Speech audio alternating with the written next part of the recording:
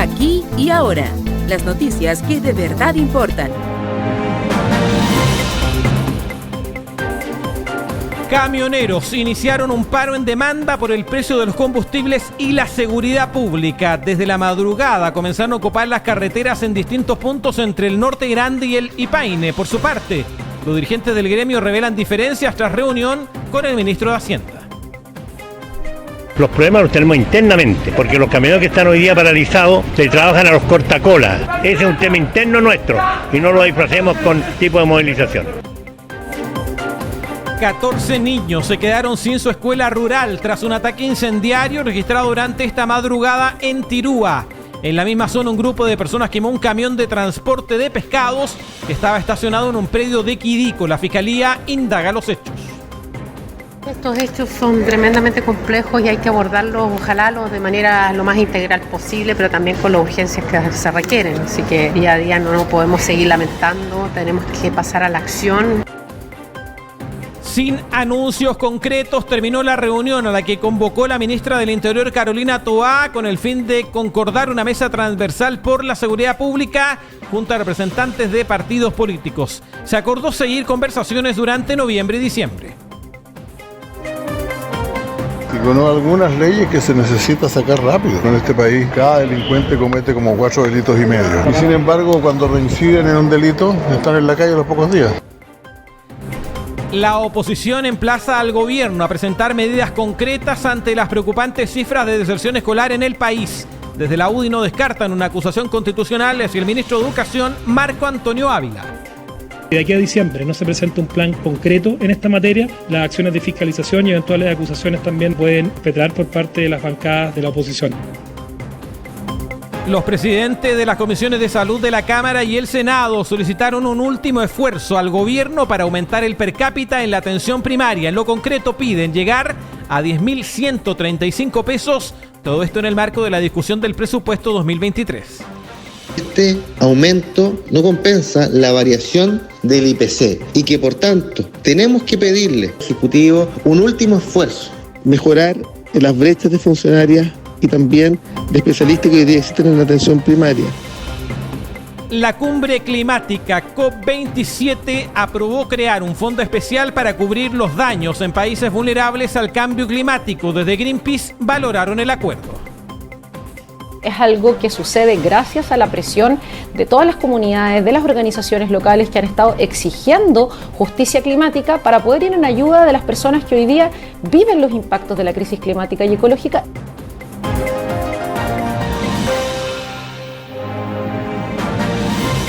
Aquí y ahora, Óscar Cáceres. Hola, ¿cómo están? Muy buenas tardes, bienvenidos a la edición central, las noticias aquí y ahora. Esta es una transmisión que llega a través de 51 estaciones radiales, desde Arica hasta la región de Magallanes, en esta cadena que hacen Radio Corporación y también Inicia Radio. Además, estamos en el 670 de BTR y también en el 15.2 en Corporación Televisión, el 15.3 en Nuevos Comienzos Televisión y el 38.2 en Nuevos Comienzos Televisión en la ciudad de Punta Arenas, la capital de la región de Magallanes. Estamos en el hashtag Aquí y Ahora a través de nuestras múltiples plataformas y también en el +569 8721 4575 +569 8721 4575 para abordar lo más importante en materia de noticias. ¿Qué está en las noticias? El paro de los camioneros en el norte. Ahí hay una pugna interna, hay dirigentes de los camioneros que dicen, a ver, este es un problema que tenemos los camioneros y queremos traspasarle la responsabilidad al gobierno. Hay camioneros que dicen que esto se justifica por el aumento en el precio del combustible, pero hay reuniones que se han sostenido esta mañana con el ministro de Hacienda, Mario Marcel. Estamos también atentos a lo que ha ocurrido en Tirúa, en la región del Biobío, un nuevo ataque incendiario, violencia rural o terrorismo. 14 niños han quedado sin una escuela donde hoy día tenían que llegar, donde los padres que van a trabajar precisamente seguramente tenían dispuesto que los niños estuvieran allí. Les quemaron la escuela en una reivindicación que no se entiende cuando se queman escuelas y se pretenden defender ciertos derechos. No tiene ningún sentido aquello. Y el gobierno ha tomado reunión durante esta jornada con los distintos representantes de los partidos políticos para elaborar, abordar y empezar a conversar una agenda de seguridad. Una agenda de seguridad que va a encabezar la ministra del Interior, Carolina Toá, que en las encuestas aparece muy bien evaluada. Carolina Toá, junto con el subsecretario del Interior, Manuel Monsalve. No es menor que, siendo la seguridad pública el principal tema de preocupación por parte de los chilenos, la ministra del Interior, Carolina Toá, y el subsecretario del Interior y Seguridad Pública, Manuel Monsalve, sean las figuras mejor evaluadas del gabinete del presidente Sebastián Piñera, presidente Gabriel Boric. El presidente Boric, que además ha bajado 2 puntos en la aprobación según la última encuesta Cadem. Son parte de los temas que vamos a comenzar a revisar de inmediato en las noticias que de verdad importan aquí y ahora. 51 estaciones en todo Chile se unen para informar. Aquí y ahora, las noticias que de verdad importan. Entremos de lleno en el tema del paro de los camioneros. Saludamos a Miguel Núñez. Miguel, buenas tardes. Buenas tardes, Oscar. Alza de los precios del combustible, seguridad pública, son parte de las razones, los argumentos de los camioneros en el marco de esta nueva paralización, y se han reunido con el ministro de Hacienda, Mario Marcel. Ahí, después de esa reunión con Mario Marcel, hubo declaraciones, y ahí hubo 2 planteamientos distintos. Hay camioneros que defienden el paro y otros que dicen, a ver, este es un problema que tenemos porque le pagamos menos a los choferes y esto tenemos que resolverlo los empresarios. Miguel. Efectivamente, una movilización y una reunión que ha sostenido las dirigencias de los gremios camioneros. Una movilización que comenzó durante la madrugada de este lunes, desde norte a sur de nuestro país, pero la mitad del país podríamos decir que está más o menos movilizada en cuanto a los camioneros. A ver, ¿qué es lo que ha pasado durante esta jornada? La Confederación Gremial de Transportistas Fuerza del Norte fue la que anunció esta movilización la semana pasada, que se está concretando este día lunes, que comenzó revisando lo que sucedió en la región de Tarapacá. En Iquique y Alto Hospicio se destacó el bloqueo y la alta congestión en la ruta A1 hacia el aeropuerto Diego Aracena y también en la ruta hacia el terminal agro de Iquique. En Antofagasta comenzó un poco más tarde la movilización y durante la mañana, eso cerca de las 10 de la mañana, había una caravana en la ruta 1 dirección al enlace B400. Durante esta jornada también se ha señalado, ha difundido información respecto a que se sumarían locatarios y hasta la Cámara de Comercio de Antofagasta en relación a las demandas por temas de seguridad. Hay que recordar que es seguridad y combustible principalmente lo que están demandando los camioneros. Por otra parte, en Coquimbo, en la entrada norte de La Serena, también se encontraba con camioneros movilizados, a las que se sumaron de Andacoyo y Ovalle, también en la misma región, en el Panul, en la salida sur de la comuna de Coquimbo. Y ya, llegando más o menos a la zona central de nuestro país, en el sector de Paine, en el kilómetro 41, durante esta jornada conocimos la información de una pista habilitada en ambos sentidos, una por cada sentido, por ocupación de los camioneros que se apostaban ahí con sus camiones generando una gran congestión durante esta jornada. Justamente desde los camioneros de Paine habló Carlos Galás, quien es presidente de la Asociación de Propietarios y Conductores de Paine, quien se refirió a las demandas del gremio. Ningún avance con el tema de la delincuencia en este país. Al contrario, ha aumentado la delincuencia. Y no solamente en la parte vial, en lo que es las comunas, en lo que es el país en sí. Creo que la violencia se desbordó, está descontrolada. No tenemos forma de asegurar de que nosotros mismos y nuestra familia puedan llegar sanos y salvos a su casa. Y a eso sumarle el descontrolado alza de los combustibles en general. Perfecto, sí. Y en materia de balance, la delegación presidencial junto a las autoridades en materia de transporte han estado monitoreando lo que sucede principalmente en la región de Tarapacá. Así, el delegado de la región el delegado presidencial por la región de Tarapacá, el David Quinteros, ha entregado el reporte junto al general de Carabineros, Juan Carlos González, y la Seremi de Transporte, en donde se refieren justamente a cómo está evolucionando o se ha desarrollado esta movilización de los camioneros en la región de Atacama. A las 0 horas del día de hoy hemos estado ya desplegados, monitoreando las distintas situaciones que podrían ocurrir en la región. Tenemos un plan operativo que hemos trabajado en conjunto con Carabineros, con la Seremía de Transporte, la Seremía de Obras Públicas, para poder garantizar el libre desplazamiento de las personas y que no existan afectaciones como han ocurrido en ocasiones anteriores. Estamos en presencia de una movilización que se está negociando a nivel nacional. Hay distintas demandas.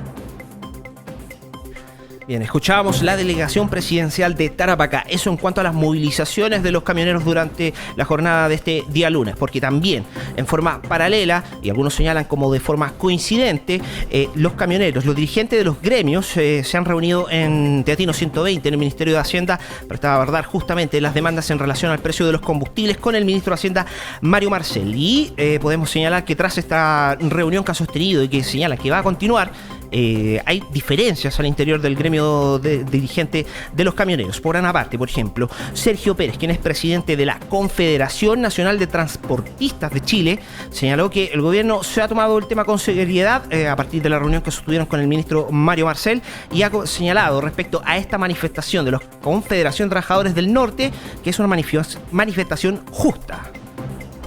En julio le hemos planteado esta misma petición, pero hoy día felizmente creemos que el ministro ha tomado responsabilidad respecto del grave problema. Para hacer una movilización tenemos que tener un consultivo presencial con responsabilidad de los dirigentes de todas las regiones. En este minuto tenemos que esperar el resultado del acuerdo. La manifestación es absolutamente justa.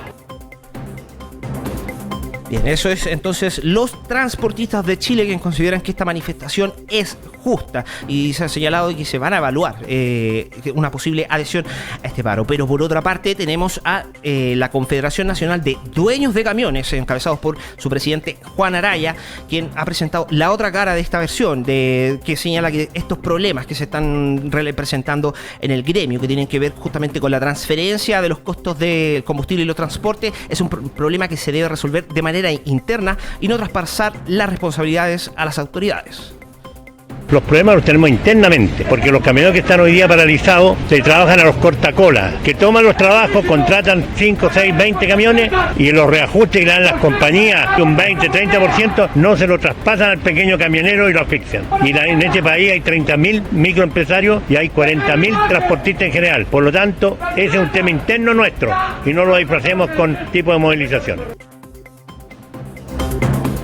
Bien, y también representante del gremio de los camioneros, pero del sur, que no están movilizados en este momento, fue Carlos Bretti, presidente de FEDESUR, quien señaló que también calificó esto como una buena reunión, aunque también quiso precisar los dichos de su colega Juan Araya respecto a cualquier tipo de avance en las conversaciones entre el gremio y el gobierno.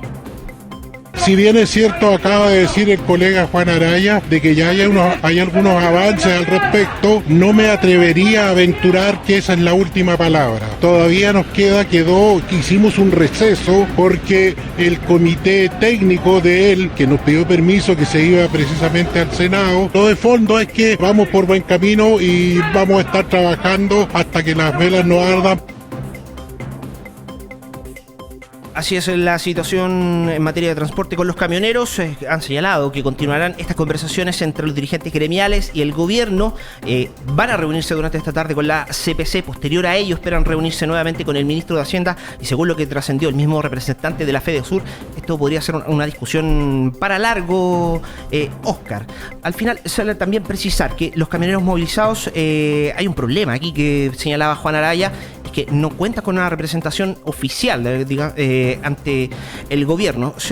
Ha señalado Juan Araya que son algunos camioneros que trabajan, decía él, con estos cortacolas, y que de alguna manera no están organizados formalmente, y producto de ello es que se podría descontrolar esta situación, y señala que las autoridades no tienen un representante oficial con quien conversar. Gracias, Miguel. Buenas tardes.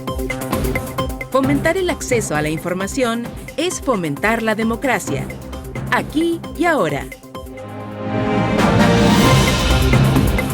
Vamos a comentar lo que ha ocurrido durante esta madrugada en la región del Biobío, particularmente en Tirúa. Ha habido 2 ataques incendiarios, uno que quemó un camión, y lo más dramático es la quema de otra escuela. Una vez más, estos terroristas han quemado una escuela en Tirúa. Rodrigo Cepeda, buenas tardes. Hola, Oscar, muy buenas tardes. La Fiscalía, ¿sí? Adelante, Oscar. La Fiscalía investiga 2 ataques incendiarios ocurridos esta madrugada en Tirúa. En el primero, una escuela rural que atendía a 14 niños que van todo el día, que reciben la alimentación allí, la educación, en fin. Y en la misma zona se quemó un camión de transporte de pescado que estaba estacionado en un fondo en Quidico. Exactamente, hay un antecedente que es materia de investigación aún, y es que probablemente se trataría de un robo a esta escuela que, como digo, es materia de investigación. Partamos por este primer ataque, donde fue que una escuela y un camión fueron destruidos tras estos dos ataques incendiarios registrados durante esta madrugada en la comuna de Tirúa, allá en la región del Biobío. En este primer ataque, los responsables destruyeron la escuela básica Las Misiones en la parte sur de la comuna. En el sitio fue donde las personas, este grupo de personas llegó al lugar y prendió fuego a las instalaciones del recinto educacional. Luego escaparon sin dejar ningún lienzo reivindicatorio. Por lo tanto, toma fuerza esta hipótesis de que se trataría de un robo, según lo han indicado las propias autoridades, pero también indican desde la Policía de Investigaciones particularmente que al ser un ataque incendiario intencional, también es que no se puede descartar ninguna de estas hipótesis, dos hipótesis, que se trataría de un ataque incendiario o de un robo. Hay antecedentes que confirmaron desde Carabineros, específicamente durante esta mañana. Vamos a escuchar al capitán Cristian Vallejos de la subcomisaría de Tirúa. Escuchemos lo que dijo el subcomisario de Carabineros. Personal de Carabineros se entrevista con el director del establecimiento, quien manifiesta que el portón, una bodega, mantenía signos de haber sido forzado por individuos desconocidos. Asimismo, indicó que el establecimiento educacional en su interior contaba con una gran cantidad de computadores que ayudaban al estudio y educación de 14 niños de nuestra zona rural. Personal de Carabineros expuso los antecedentes al Ministerio Público, quien instruyó que personal de la Policía de Investigaciones de Chile trabajara en el sitio del suceso. El delegado presidencial provincial de Arauco, Humberto Toro, indicó que poco después de la 1 de la madrugada, Carabineros recibió la información sobre este siniestro.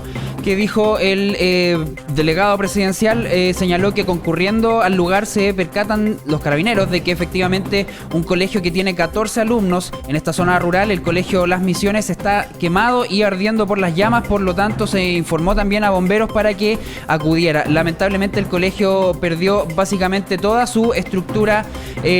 Lamentablemente, también agrega el delegado, quien dijo también que vecinos señalaron que minutos antes habrían escuchado y observado cierto robo en una bodega que colinda con el colegio, y en la cual se pudo comprobar efectivamente cuando llegó Carabineros que hurtaron de esta bodega distintos tipos de herramientas. Por lo tanto, es de esa manera que se maneja esta hipótesis de que podría tratarse de un robo. Sin embargo, como ya les veníamos adelantando, desde la Policía de Investigaciones señalaron que no se podía descartar ninguna de las hipótesis. Al menos así lo señaló el prefecto Carlos Díaz, jefe de la región policial del Biobío de la Policía de Investigaciones, quien además indicó las instituciones y entes que están trabajando en esta investigación a propósito de estos ataques incendiarios registrados en la región del Biobío. La Brigada de Investigaciones Policiales Especiales de Cañete, quienes se encuentran realizando las primeras indagaciones junto a los equipos especializados del Laboratorio de Criminalística Regional. Yo no podría cerrar ningún tipo de hipótesis hasta este momento, ya que todo está realizándose el trabajo de cierto suceso, pero efectivamente hay antecedentes que se habría registrado robo, pero también cuando existe el delito de incendio, de verdad se borran algún tipo de evidencia y no podemos cerrar una otra posibilidad. Hay que comentar, Oscar, que durante esta jornada en el Palacio de la Moneda se reunieron distintos parlamentarios con la ministra del Interior y Seguridad Pública, Carolina Toá, en el marco de estas reuniones transversales con distintos partidos políticos que están impulsando desde el gobierno para justamente llegar a acuerdos en lo que tiene que ver con materia de seguridad y poder también así apurar, por ejemplo, distintas materias legislativas que se han estado exigiendo por parte de algunos partidos políticos. Fue en esa misma instancia que la diputada de la Democracia Cristiana, Joana Pérez, que justamente representa a la región de Tirúa, conversó con Aquí y Ahora y explicó sus impresiones a propósito de estos ataques incendiarios que se registraron allá en la región del Biobío. Estos hechos son tremendamente complejos y hay que abordarlos, ojalá, de manera lo más integral posible, pero también con las urgencias que se requieren. Así que día a día no podemos seguir lamentando, tenemos que pasar a la acción, más allá de los diagnósticos y esta mesa de trabajo que pueden ser importantes. La gente quiere ver cosas concretas. Eso es lo que a mí me interesaría con la máxima urgencia lograr, con todas las instituciones, policías y todos los ministerios asociados.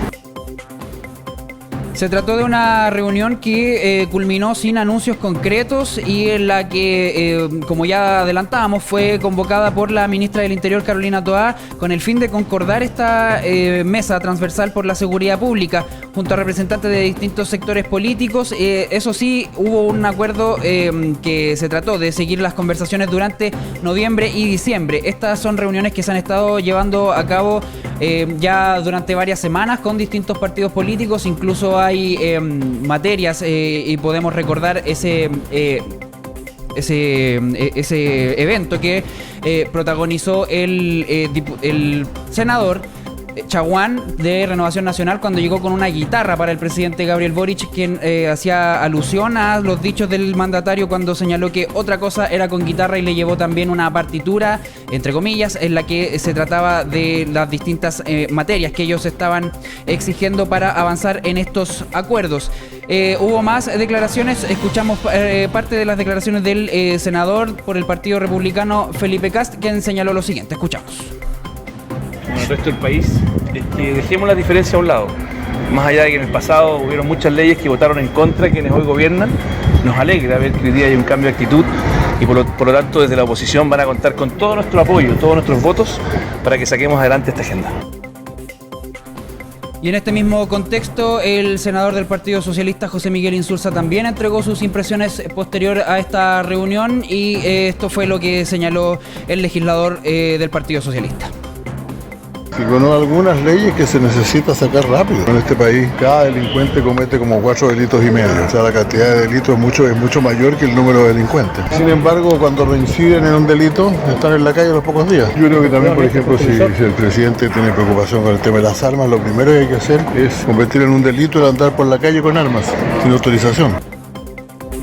Así las cosas, Oscar. Se trató de una reunión que como ya les decíamos, culminó sin mayores acuerdos, más allá de continuar estas conversaciones en el mes de diciembre, particularmente, considerando que ya se está acabando este mes de noviembre también, y que sucede en paralelo a estos ataques incendiarios que se registraron en la región del Biobío, particularmente en la zona de Tirúa, donde se vio afectado un colegio que terminó totalmente destruido. También se indaga una posible hipótesis de que se haya tratado de un robo. La información que existe este minuto es que primero robaron esta bodega y luego quemaron la escuela allá en Tirúa. Esa es la información. O sea, no conforme con robar en la escuela, podrían haber robado, o sea, pero ¿para qué quemar la escuela? ¿Cuál es el sentido que tiene una acción de esta naturaleza? Y agregar respecto de lo que está ocurriendo en la región de la Araucanía, particularmente en los parques nacionales Tolhuaca, el Parque Nacional Nahuel Buta también. Los dos parques nacionales que están ahí en la región de la Araucanía han recibido los funcionarios de la CONAF amenazas. Y la CONAF ha decidido cerrar los parques nacionales, cerrarlos, para que no existan ataques a los funcionarios. Uno puede decir, claro, es primero la actividad, la vida de las personas, y uno tiene que compartir aquella decisión.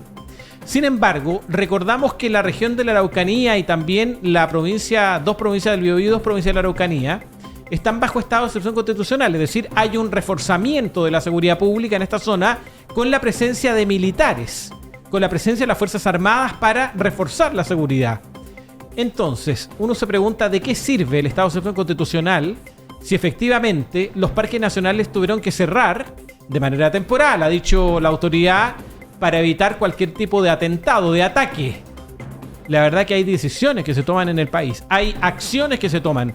Hay reuniones hoy día de la ministra del Interior y Seguridad Pública con los senadores, con los diputados, para abordar la cuestión de la seguridad pública, pero pareciera que en términos concretos y prácticos esto no significa nada.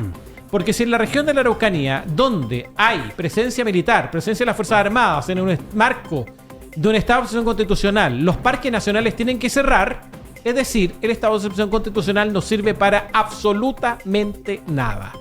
Por eso es que volvieron a quemar escuelas, por eso es que volvieron a quemar camiones, y por eso es que tenemos una situación de inseguridad pública como la que tenemos en la Araucanía, en Tirúa y en otras partes del país. Gracias, Rodrigo. Buenas tardes. Chao, buenas tardes. No hay sociedad democrática sin acceso libre a la información. Aquí y ahora, las noticias que de verdad importan. Estas son algunas de las noticias disponibles en aquiyahora.cl. El gobierno anunciará antes de las 2 de la tarde a su candidato para fiscal nacional. Este debe ser ratificado por el Senado. Y la UDI amenaza con una eventual acusación constitucional al ministro de Educación para que presente un plan contra la deserción escolar. Y en Indonesia, casi 50 muertos tras un fuerte sismo de magnitud 5,6 en la principal isla del país. Estas son algunas de las noticias publicadas en aquiyahora.cl. Aquí y ahora, te informamos todo.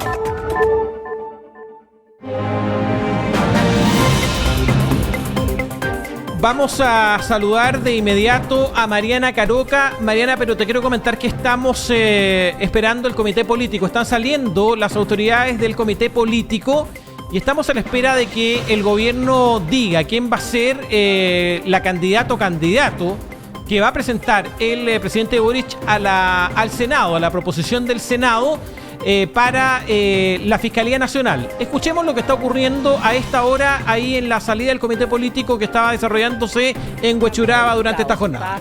Polarizando el ambiente, se está buscando desestabilizar a la mesa presidida por el diputado Vlado Mirosevic, con quien solidarizamos y a quien apoyamos. Estamos escuchando a Paulina Bodanovich, presidenta del Partido Socialista. La declaración que nos interesa es la declaración de Camila Vallejo, quien va a entregar, la ministra vocera de Gobierno, antes de las 2 de la tarde han dicho el nombre de quien va a ser la candidato al gobierno para la Fiscalía Nacional. Mariana Caroca, ahora sí entramos en materia. Muy buenas tardes. Hola Oscar, buenas tardes. Hay preocupación por lo que está ocurriendo en materia de deserción escolar. Y hoy día el ministro Ávila se ha reunido con sostenedores públicos y privados para abordar esta situación que se está convirtiendo en una crisis. Podría también derivar una crisis política porque la UDI no ha descartado acusar al ministro Ávila constitucionalmente si no presenta de aquí a diciembre un plan para enfrentar la deserción escolar, Mariana. Sí, ha sido una mañana enfocada también, aparte de esta materia de seguridad, en educación. Esto porque sabemos que desde el inicio de la pandemia por coronavirus los temas educacionales se han tomado también este foco. Uno de los principales problemas que tiene actualmente el gobierno es el alto número de desescolarización y de inexistencia escolar, lo que ha sido catalogado por el ministro de la cartera, Marco Antonio Ávila, como un grave problema que se debe enfrentar como un desafío país. A lo anterior también se suma la violencia que hemos visto en los establecimientos durante los últimos meses y que se han incrementado en liceos emblemáticos de la región metropolitana, durante las últimas semanas. Esta jornada, desde la UDI, hicieron un llamado al gobierno por concretar de aquí a diciembre un plan para la deserción escolar. El presidente del partido, Javier Macaya, afirmó también que si no se cumple con estas expectativas, hay costos también que arriesga el titular de Educación en cuanto a una acusación también constitucional por parte de la oposición. Es de la misma gravedad que la crisis y los acuerdos que se han llamado en materia de seguridad, de los acuerdos que se han llamado en materia de pensiones, en materia constitucional y en materia tributaria. Si la única diferencia es que los niños quizás no manifiestan hoy día una cuestión política y desde la perspectiva del futuro del país es de las crisis más graves que podemos estar viviendo. Si de aquí a diciembre no se presenta un plan concreto en esta materia, las acciones de fiscalización y eventuales acusaciones también pueden perpetrar por parte de las bancadas de la oposición. En esta misma línea, la secretaria general del partido, María José Hoffman, apuntó a las cifras que se han conocido en los últimos días, señalando que son dramáticas, que el gobierno no ha hecho nada y que los jóvenes tienen lamentablemente un futuro truncado y desesperanzado. Las cifras que hemos conocido en las últimas semanas son dramáticas. Más de 50.000 niños no se matricularon durante este año. Hay más de 220.000 estudiantes que tampoco están hoy día en el colegio en labores educativas. Y tenemos más de 1 millón de alumnos que muestra altos niveles de inasistencia. ¿Y qué está haciendo el gobierno del presidente Boric? Nada. Aquí hay jóvenes que están lamentablemente con un futuro bastante truncado, desesperanzado. El diputado y secretario general de Renovación Nacional, Diego Chalper, también se reunió con el ministro de Educación, Marco Antonio Ávila, esta jornada y propone disponer del 2% constitucional para temas educacionales. El ministro dijo expresamente que él se da cuenta que si bien hay ciertos indicadores que fueron mejores que lo que él esperaba, estamos en un problema educacional complejo. La pandemia nos puso en una situación de retardo en materia de aprendizaje, de debilitamiento de acceso, de problemas de conectividad, especialmente para las clases remotas, que es muy complejo. Y por lo tanto, yo creo que el ministro quizás no lo puede decir para no comprometer financieramente al gobierno, pero yo creo que él se da cuenta que esta situación extraordinaria requiere de recursos extraordinarios. El alcalde de Pelarco y también presidente de la Comisión de Educación de la Asociación Chilena de Municipalidades, Bernardo Vázquez, también se refirió a este tema, ha manifestado que las municipalidades tienen que hacer un tremendo trabajo para golpear la puerta de la casa de los alumnos también que han empezado a desertar de las clases, además de otros conflictos, como por ejemplo el aumento de licencias médicas por parte de docentes debido al estrés. Los municipios tenemos que hacer un tremendo trabajo para golpear la puerta, llegar a la casa de ese alumno que hoy día lamentablemente empezó a desertar o no está asistiendo a clase. El alto estrés que hoy día tiene el profesorado también hace que por largos meses esos profesores estén con licencia médica, y eso obviamente que hace que el seguimiento de estos alumnos muchas veces no sea más efectivo. Hubo una reunión con sostenedores con el ministro de Educación, Marco Antonio Ambivila, quien hace unos minutos también señaló que este es un desafío país y que los sostenedores son claves para revincular a los estudiantes también que han salido de las aulas. No puede tener hoy día una dimensión de color político, sino que más bien tiene que ser una orientación general. Desde el Ministerio de Educación, mi preocupación, la preocupación del gobierno es que impulsemos acciones en conjunto con el financiamiento disponible y con la voluntad, ¿no es cierto?, de avanzar en este gran desafío que significa traer a nuestros niños a las escuelas, hacer que los niños aprendan y claramente mejorar las condiciones para ese aprendizaje. Hay acciones que se han mencionado por parte del Ejecutivo para esta revinculación y la asistencia también por parte de los estudiantes, esta política de reactivación Seamos Comunidad, donde se está abordando integralmente la crisis que dejó la pandemia, según han manifestado. Se han hecho gestiones territoriales a nivel local también y mesas de trabajo con los sostenedores, además un reforzamiento de las subvenciones y programas y orientaciones que dispone el Ministerio de Educación para el sistema escolar. Se pretende con esto que el presupuesto aumente el año 2023 en un 5,3%, lo que se traduce en más de 670.000 millones. En esto, con este foco también de la reactivación educativa y también en reforzar las condiciones de la enseñanza y revincular a los estudiantes a la educación regular, Óscar. Sí, Mariana, esto es un grave lo que está ocurriendo en materia educacional. Como la deserción es un problema, la deserción escolar como un problema, pero hay otro problema también que tiene que ver con el acceso adecuado a los contenidos. Hay niños que hoy día que entraron en la pandemia en primero básico, el año 2020, 21, el 2022, y están en tercero, cuarto básico, pero no saben leer, por ejemplo. Ahí hay un problema también con los contenidos. Este año no va a haber evaluación docente, así se ha determinado por una ley del Congreso Nacional. Hay otros que están pidiendo no hacer el CIMSE, en fin, suspender también las mediciones que nos permiten saber en qué situación se encuentra la calidad de educación en Chile, pero esta situación es bastante compleja, Mariana, y vamos a seguir atentos respecto de aquello. Muchas gracias, muy buenas tardes. Buenas tardes. No hay libertad de expresión sin derecho a la información. Las noticias que de verdad importan en Aquí y Ahora.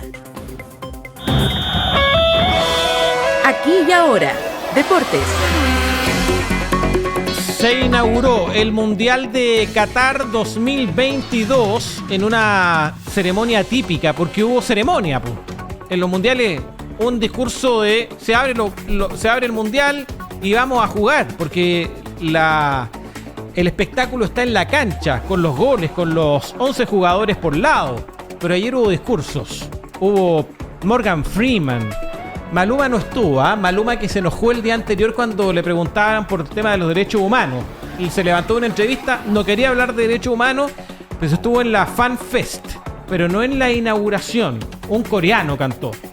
Más de juego olímpico que de mundial de inauguración, pero así ocurrió. ¿Habrá cobrado Maluma igual o no?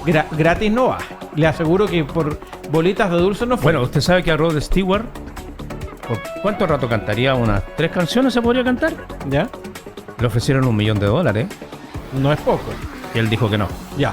Bueno, todo que eso. Los principios y valores no se venden. No se transan. Vamos a hablar de esto y más en la presentación de los deportes que nos trae el Ágora.net, con un primer partido donde brilló Sudamérica con Ecuador. Nos guste o no, Ecuador está en el Mundial, es latinoamericano. Y hoy día, en vez de partido de fútbol, parecía partido de tenis. Inglaterra, que le ganó 6-2. Sí, alguien preguntaba si habían jugado en Wimbledon. Claro, 6-2 a Irán hoy día, Inglaterra en la mañana. Sí, Don Sergio Antonio Jerez, muy buenas tardes. Buenas tardes, Oscar. Ya tenemos 2 partidos. 2 partidos disputados, 2 partidos terminados. Porque ayer domingo Ecuador dio el primer paso derrotando a Qatar, que entre otras cosas, ¿sabía usted que estableció una marca pero negativa? Por primera vez. Desde 1950, por primera vez, el dueño de casa pierde su partido de debut. No había ocurrido, no. Nunca. Sudáfrica empató, pero no perdió. Porque yo le cuento, mire. Brasil le ganó a México y a Croacia en 1950 y 2014. Suiza le ganó a Italia el 54, Suecia a México el 58, Chile a Suiza el 62, Inglaterra a Uruguay el 66, Alemania a Chile y a Costa Rica el 74 y el 2006, México a Bélgica el 86, Italia a Austria el 90, Francia a Sudáfrica el 98, Corea del Sur a Polonia el 2002 y Rusia a Arabia Saudita el 2018. Y habían empatado México con Unión Soviética el 70, España con Honduras en 1982, Japón con Bélgica el 2002 y Sudáfrica con México el 2010. Es decir, por primera vez el anfitrión, desde 1950, por supuesto, el anfitrión pierde su primer partido. Bueno, los ecuatorianos ganaron 2-0 con 2 conquistas de Ener Valencia, que juega en el Fenerbahce turco. Incluso le anularon extrañamente un gol a los 3 minutos a Ener Valencia, porque según el VAR había una offside en la jugada previa, pero bien previa, que tampoco queda muy claro el offside. Un pie medio raro, así como, creo que la uña del Ortejo Mayor y todo eso. Bueno, escuchemos al técnico de Ecuador, Gustavo Alfaro, y el análisis que hace del debut triunfador de la Tri. Sí, era el partido más importante del Mundial. Era no solamente el arranque, era el local, era derribar todos esos mitos históricos que a veces siempre juegan a favor o en contra de determinadas cosas, pero este plantel está más allá de cualquier racha, de cualquier cosa, tiene un compromiso muy grande y eso es lo que nos permitió conseguir esta victoria. Ahora esto no alcanza, esto recién empieza. Hay que salir ahora a confirmarlo en los próximos partidos que vengan. Así es, y tal como decía Oscar hace un rato, Inglaterra por el grupo B aplastó 6-2 a Irán, que para peor de sus males perdió a su arquero por lesión a los 8 minutos, chocó con un compañero, se rompió la nariz y tuvo que ser reemplazado a los 18 minutos. Los goles fueron de Bellingham a los 34, Saka a los 43 y 61, Sterling a los 45, Rashford a los 71, Grealish a los 89 con descuento de Taremi a los 64 y a los 90 más 13. Ahora están jugando por el grupo A, Senegal y Países Bajos, partido que empezó a la 1 de la tarde, están 0-0 terminando el primer tiempo. No tengo cómo mirarlo ahora, pero por lo menos hace 5 minutos estaban 0-0. 0-0, se mantiene 0-0. Más tarde juegan Estados Unidos y Gales a las 4 de la tarde. Mañana muy temprano, a las 7 de la mañana, debuta Argentina, uno de los candidatos contra Arabia Saudita. Mientras que otro de los postulantes al título, Francia, lo hará a las 4 de la tarde frente a Australia. Los otros 2 sudamericanos en competencia jugarán su primer partido el jueves. Uruguay se mide con Corea del Sur y Brasil con Serbia.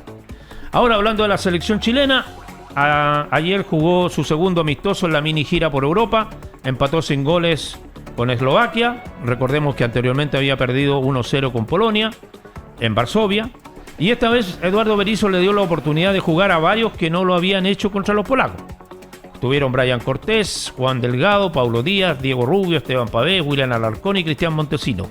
Y debutó por la roja adulta el volante de la U, Lucas Asadi, de solo 18 años. En el plano local destacamos la victoria de Colo-Colo sobre el Betis de Sevilla el sábado, esta vez 1-0 en el Sausalito. Un partido muy disputado con incidentes varios, expulsado Manuel Pellegrini por reclamar las continuas faltas cometidas contra sus jugadores. Deplorable arbitraje de Piero Massa, lo que no es ninguna novedad a estas alturas, porque demuestra que el arbitraje nacional pasa por una profunda crisis.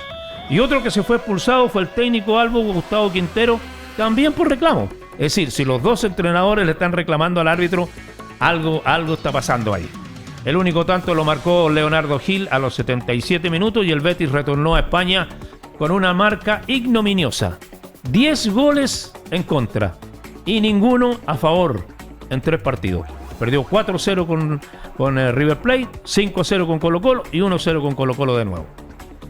Pero hay algo que nos debe alegrar, porque una nueva victoria de la selección sub-20 de Chile que comanda Patricio Ormazábal ayer se llevó de nuevo los aplausos al derrotar por segunda vez a su similar de Brasil, que son palabras mayores, porque ya la Rojita le había ganado 3-0 en el primer encuentro que jugaron en La Pintana. Y ahora en el Teniente Rancagua se impuso 3-2 con goles de Vicente Conelli, Matías Vázquez. Matías Vázquez juega en Magallanes, segunda división, ahora de primera, y Manuel Lolas. Muy buenas críticas ha recibido esta sub-20 que se prepara con miras al sudamericano de enero en Colombia, que clasificará 4 equipos para el mundial de la categoría, tomando en cuenta además que aún faltan jugadores que deben integrarse al proceso, entre ellos los 2 talentos de la U, Lucas Asadi y Darío Osorio. Muy buena actuación de un jugador de su equipo, Oscar. Colo-Colo. Sí. El chico, ¿cómo se llama? Joan Cruz, exactamente. Entró Joan Cruz y le cambió la cara a Colo-Colo. O sea, mire, ahí ya tiene 2 talentos, 2 jugadores muy parecidos, de similares condiciones, Lucas Asadi y Joan Cruz. 2 jugadores que tienen una gran proyección. Esperamos, como decía un amigo, que no los atropelle un camión y que lleguen a ser astros del fútbol nuestro. Escuchemos a Patricio Ormazábal, el técnico de la sub-20, refiriéndose al triunfo sobre Brasil.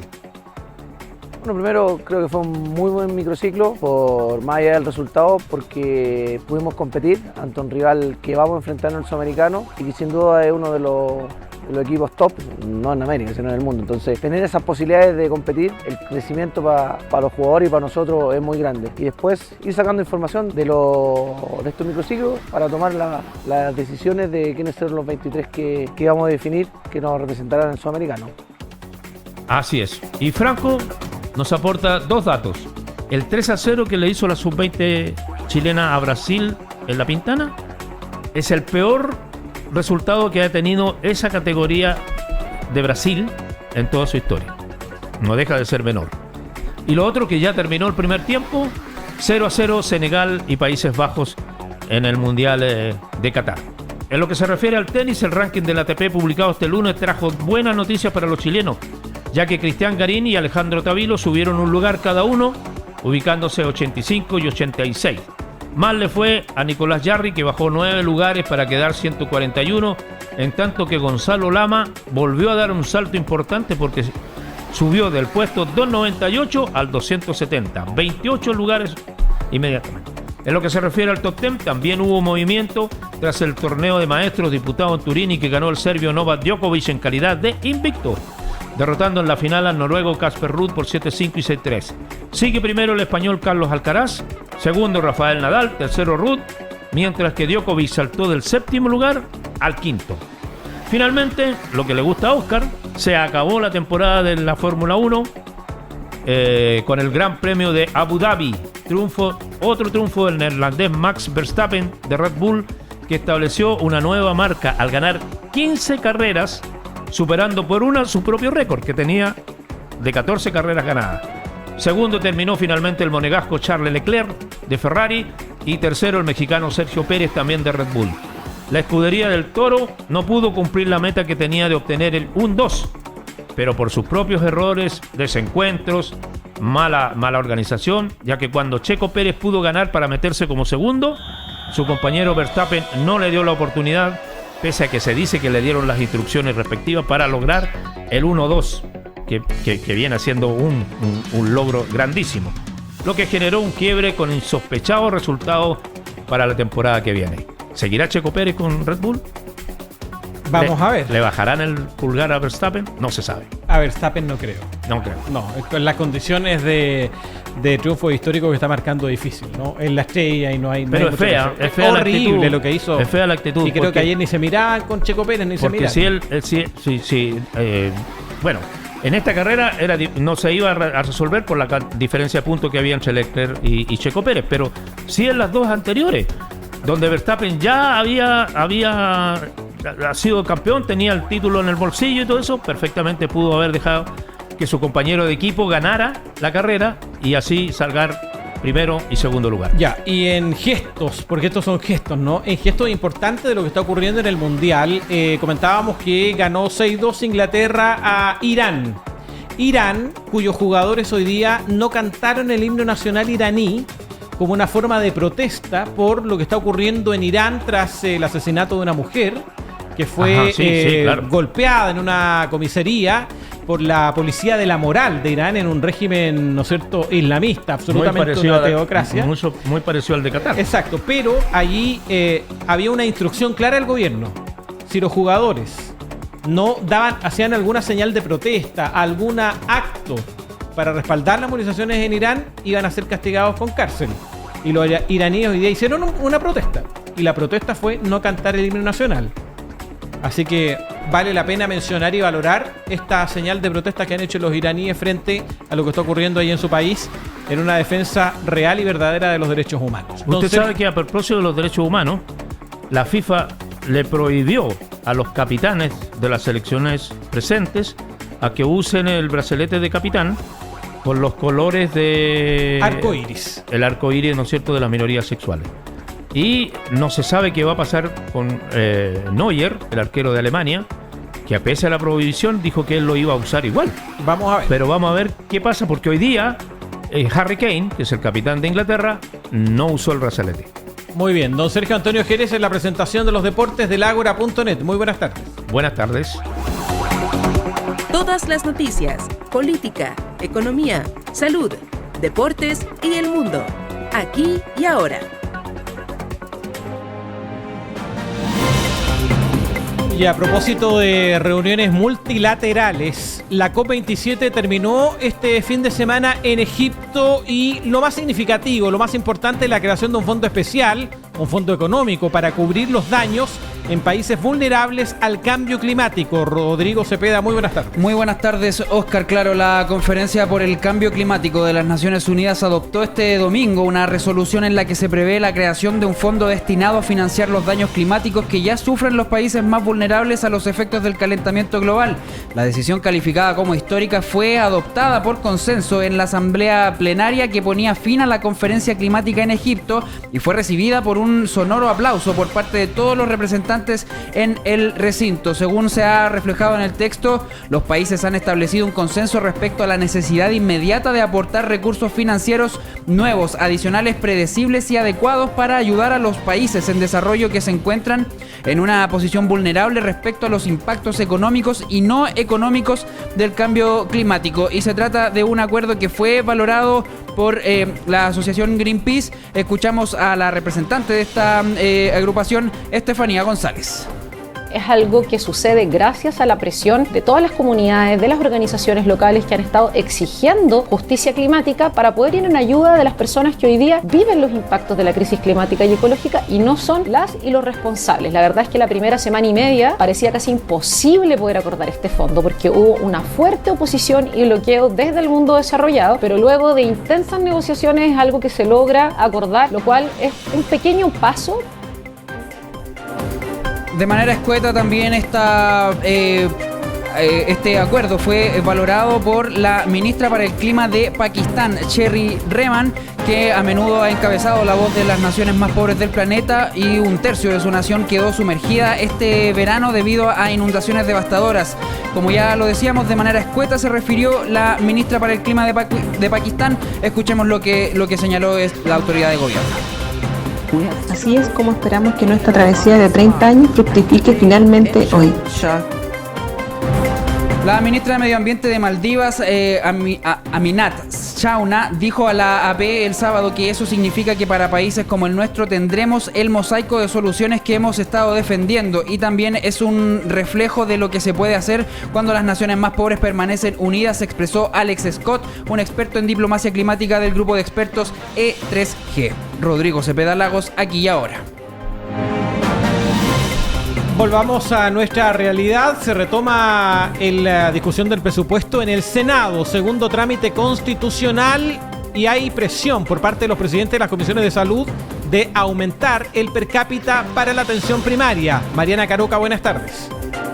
Buenas tardes. Los presidentes de las comisiones de salud de ambas cámaras, el senador Francisco Chaguán y el diputado Tomás Lagomarsino, solicitaron al Ejecutivo un último esfuerzo en materia de presupuesto que se discute en el Senado a partir de este martes para lograr la cifra de 10.135 pesos per cápita en atención primaria de salud. Según lo manifestado por el diputado Tomás Lagomarsino, afirmó que se ha hecho ya un esfuerzo importante por aumentar el alza inicial de este per cápita, que eran 100 pesos a los actuales 382 pesos, pero que ahí también son atendibles los planteamientos que han hecho muchos otros actores en esta materia.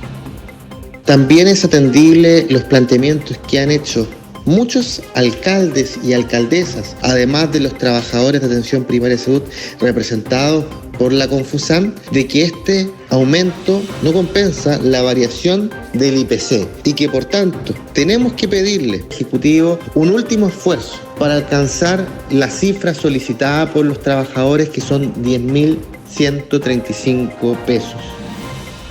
Por su parte, el senador Francisco Chaguán se refirió a las necesidades que enfrenta la atención primaria de salud y también dio cuenta de absolutamente necesarias algunas de las temáticas, como mejorar los tiempos de resolutividad y también las brechas de funcionarios y especialistas que hoy existen en la atención primaria.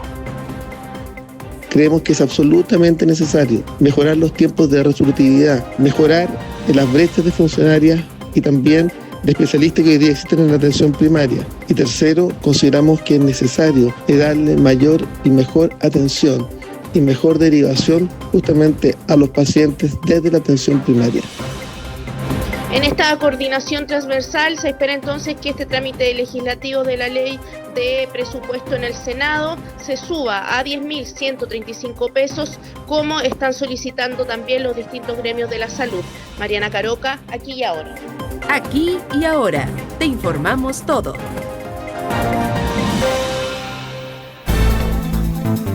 Y nos vamos. Antes del cierre les comento que, aunque todavía no ha hablado el gobierno oficialmente, lo haría antes de las 2 de la tarde la ministra secretaria general de gobierno, Camila Vallejo, junto con Analía Uriarte, pero ya se ha confirmado que será José Morales el nombre que va a proponer el presidente Gabriel Boric para asumir como fiscal nacional. Este será el nombre que va a proponer el presidente de la República al Senado, que es la instancia que debe ratificar este nombre para asumir como nuevo fiscal nacional el jefe del Ministerio Público. El fiscal José Morales, entonces, es la carta que va a presentar el presidente Gabriel Boric en las próximas horas en un oficio que va dirigido al Senado de la República, instancia que tendrá que votar este nombramiento según las normas establecidas, normas de quórum constitucional, para aprobar el nombramiento de José Morales como fiscal nacional, el nombre por el que se ha terminado de zanjar el gobierno para proponerlo al Senado de la República, José Morales Opazo, una figura que dicen es díscolo, controvertido, pero que ha sido entonces la proposición del gobierno. Ahora está en manos del Senado ratificar o rechazar esta proposición. Nos vamos, 2 de la tarde con 1 minuto. Gracias por informarse con nosotros aquí y ahora a través de Inicia Radio, Radio Corporación y 51 estaciones en todo Chile. También en el 670 de BTR, el 15.2 y el 15.3 en la televisión abierta en Santiago, el 38.2 en la capital de la región de Magallanes, en Punta Arenas. Recuerde que en cualquier momento la noticia de último minuto. Nos reencontramos en nuestras próximas ediciones informativas. Muy buenas tardes. Las noticias que de verdad importan, aquí y ahora. El informativo de Inicia Radio y Radio Corporación, producido por el equipo periodístico de Veritas Capital.